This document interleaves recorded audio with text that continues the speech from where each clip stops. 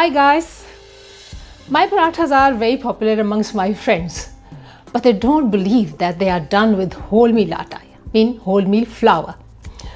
As the common perception is that if it's wholemeal, then it can't taste good. My friends normally buy medium flour, as to them, the chapati and paratha, they look much more nicer. Parathas are a staple in my family. At least twice a week, my family eats parathas with one of our meals. You would think it must be full of calories, loaded with fat, but you would be surprised to know that my paratha has around as many calories as 2 slices of bread with a thin layer of butter on them. And the good thing about them is that the fat used in them is healthy fat.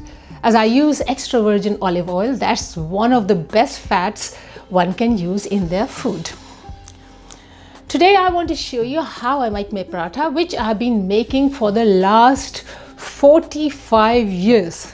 This is healthy and very delicious. So I can make more fancy calorific parathas which has more flakier and fractionally more tastier. But they won't be healthy and you can't eat them so regularly as I do with my parathas. So now I'm going to show you how I make my healthy paratha.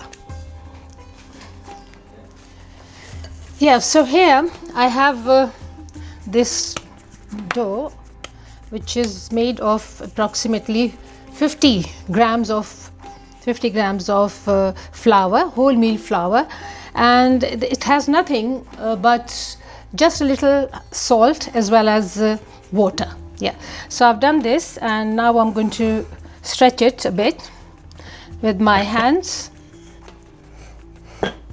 and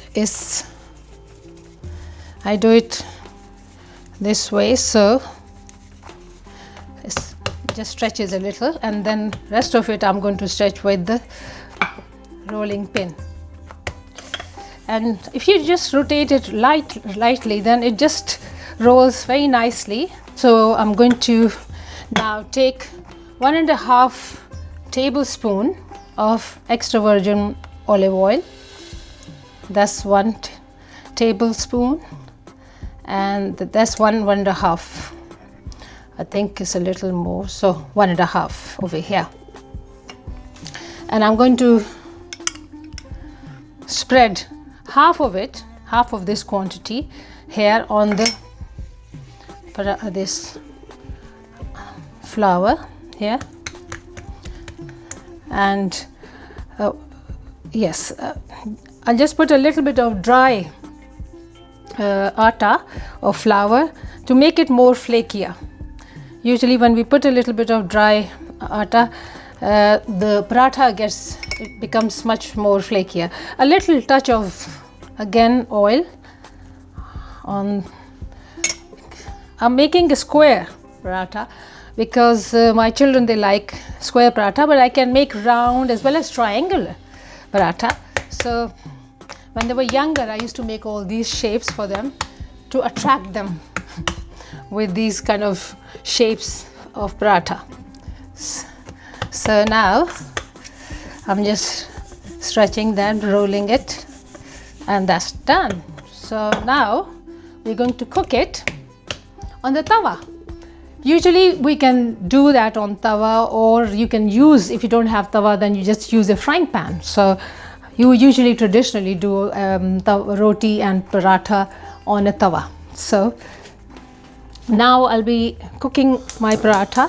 Let me put the tawa on flame, and let me just bring my atta here, and that's let's see, and I'll get my oil over here. Rest of the oil, as I said, it was 1.5 tablespoon, so rest of it I'm going to use now on the top, both sides. Okay, so you can see a few specks, brown specks here. So now I'm going to use half of my leftover oil,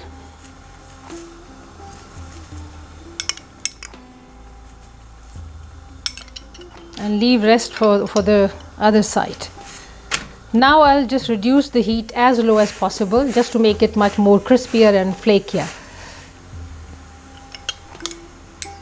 And rest of the oil, I'm using now for this side.